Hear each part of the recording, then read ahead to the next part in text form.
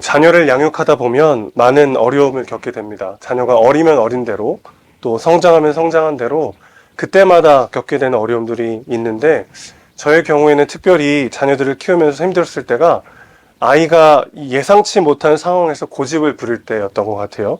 아무리 설득하고 막 협박을 해도 도무지 고집을 꺾지 않을 때 참 난감했던 기억이 많습니다. 그런데 저만 경험한 일은 아닌 것 같아요.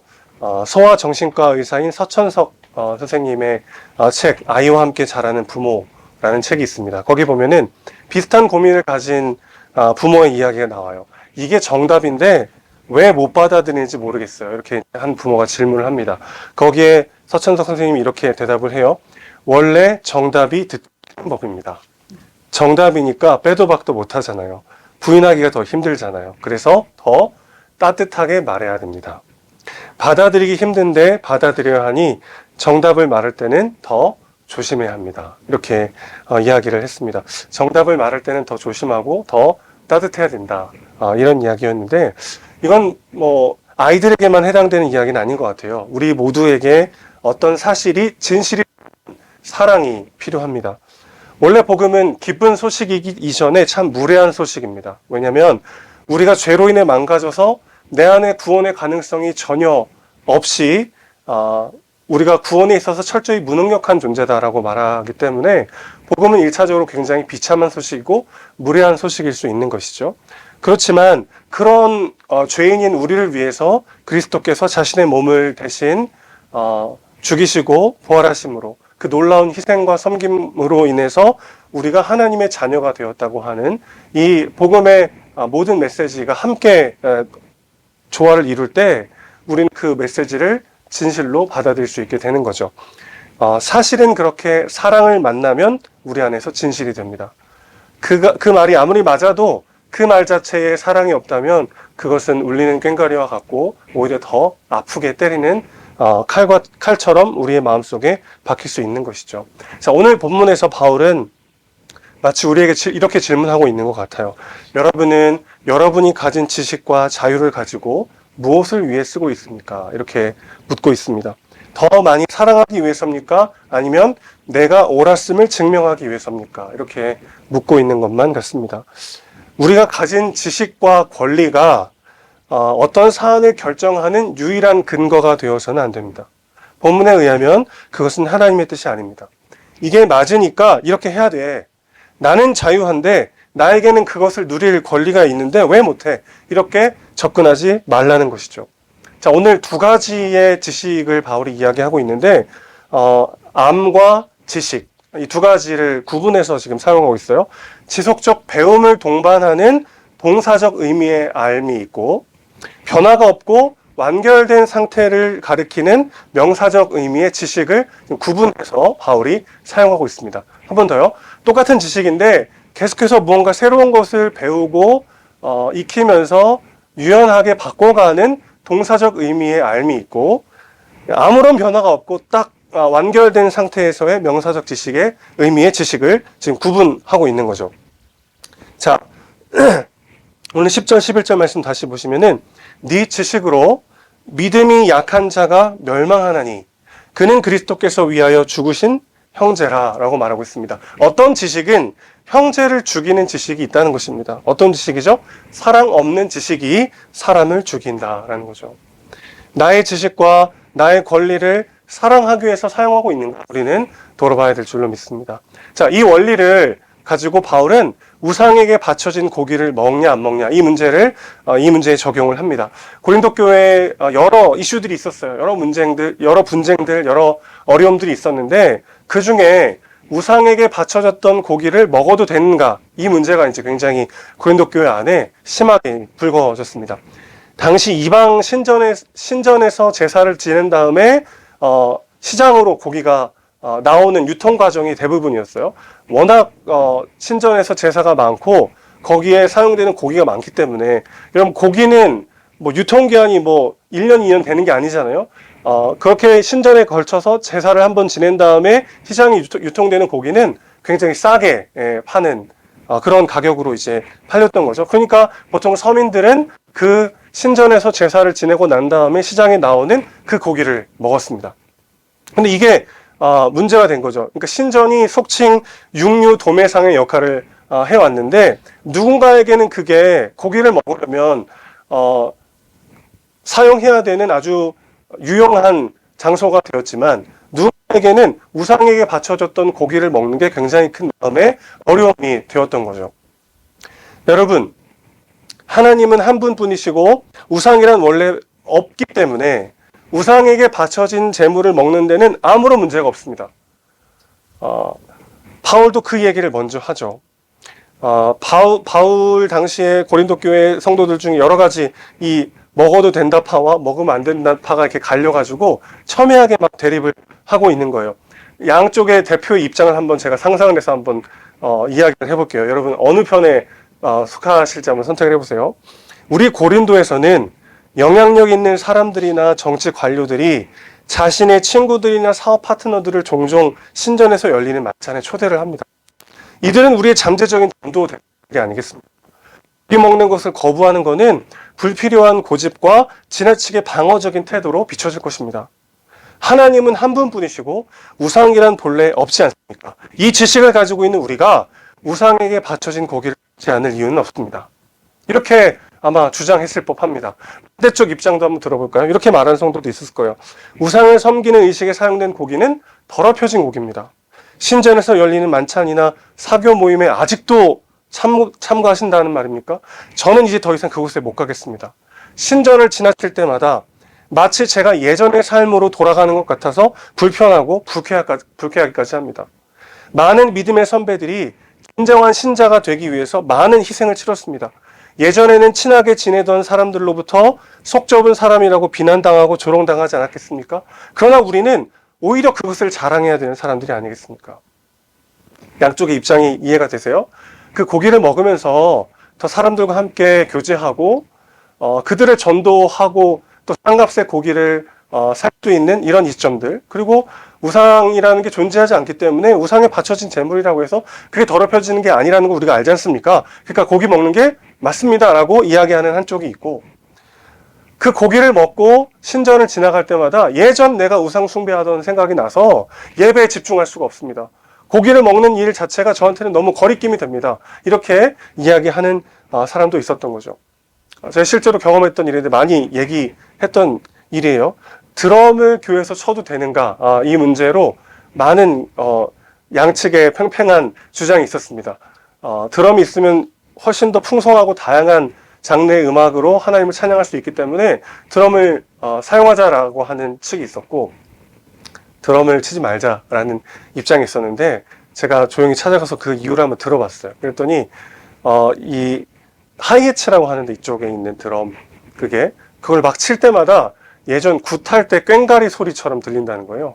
제가 그 말씀을 듣고 잘 들어보니까 그렇게도 들릴 수 있을 것 같은 거죠.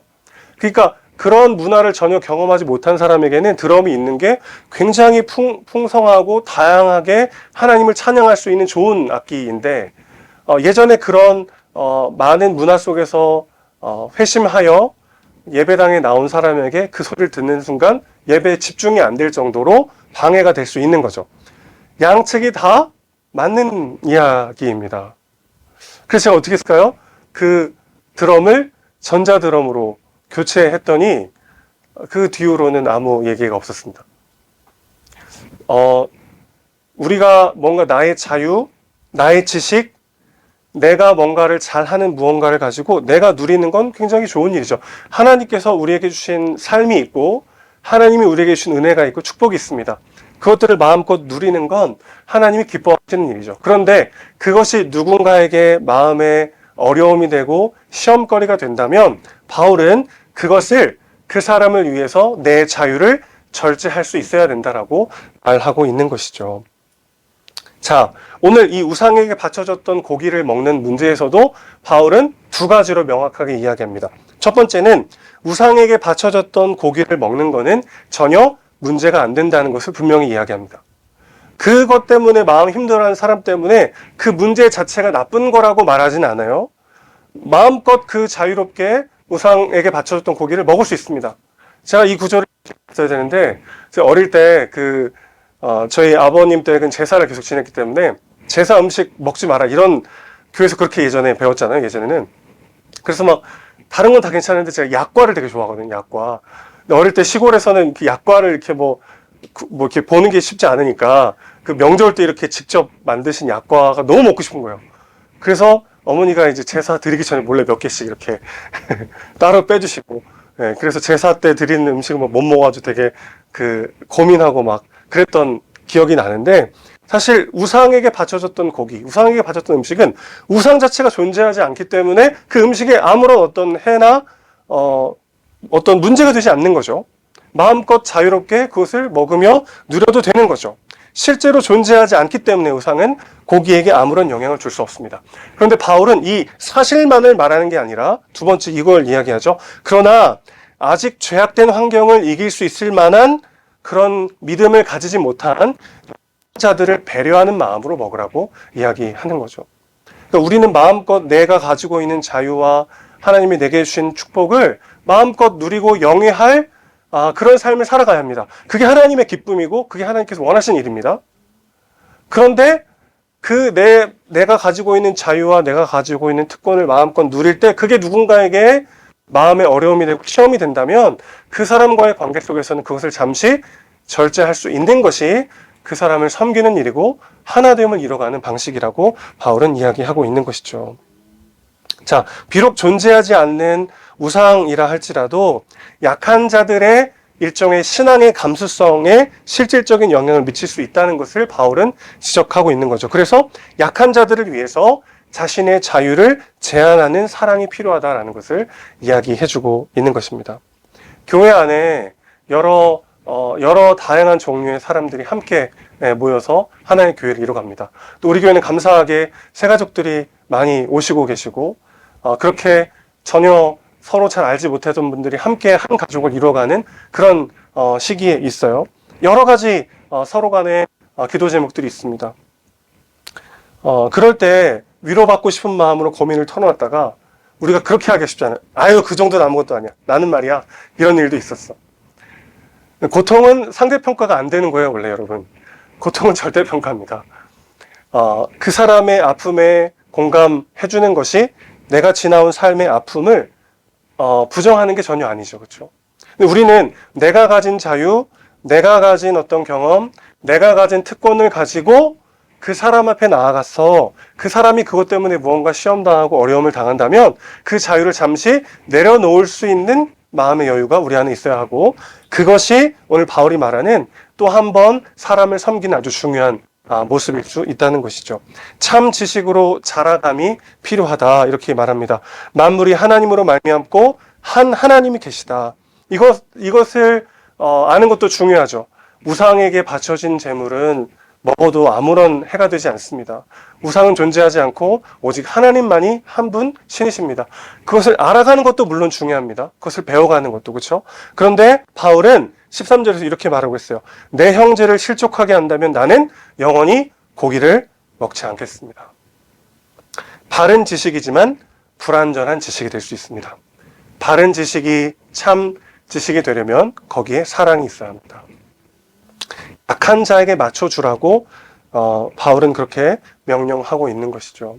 강한 자와 약한 자가 있다면, 믿음이 강한 자와 믿음이 약한 자가 있다면 믿음이 약한 자의 기준에 맞춰서 그 배려해주고 내 자유를 잠시 접어주는 것이 그 사람을 사랑하는 길이고 하나님은 그 섬김을 통해서 공동체도 하나님에게 만들어 가실 줄로 믿습니다. 왜 그렇게 해야 되죠, 우리가? 그 사람이 빨리 배우고 빨리 자라나면 되잖아요. 내가 왜 참아주고 왜 그 사람에게 맞춰줘야 합니까? 우리도 그런 방식으로 맞춤을 받고 그렇게 사랑받아서 구원받았기 때문에 그렇습니다. 우리 주님께서 우리에게 오실 때 너의 수준이 요만큼 자라면 내가 구원해 주겠다 하지 않으셨어요. 그분은 안 계신 곳이 없는 시간을 초월하여 계신 전지전능하시고 대하신 하나님이셨습니다. 그 하나님께서 인간의 몸을 입고 하나의 시간과 하나의 공간 안에 갇히셔서 아기의 몸으로 이 땅에 오셨습니다.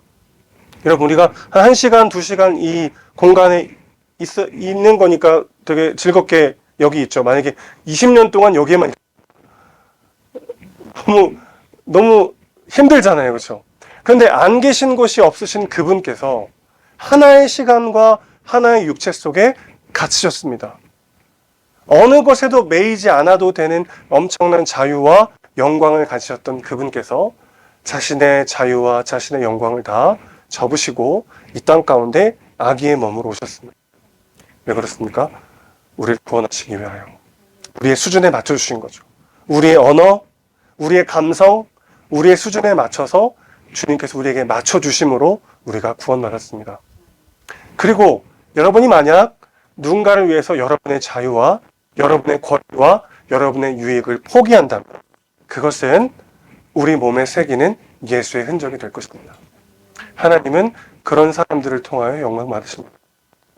우리 교회가 이제 주님의 은혜로 하나씩 하나씩 채워져 가고 지어져 가고 있습니다. 이 시점에서 가장 중요한 건 뭘까요? 내가 내 자유와 내 권리를 주장하지 않는 것입니다. 서로를 사랑하고 서로를 배려하며 내 자유를 제한하고 내 유익을 놓으며 함께 하나됨을 이뤄가는 교회, 그런 교회가 되시기를 주님의 이름으로 축원합니다. 주님께서 우리에게 그렇게 맞춰주셨듯이, 주님께서 나를 그렇게 사랑하셨듯이 그렇게 한 영혼 한 영혼을 그런 마음으로 사랑하며 함께 하나됨을 이뤄가는 저와 여러분 되시기를 주님의 이름으로 축원합니다. 아멘.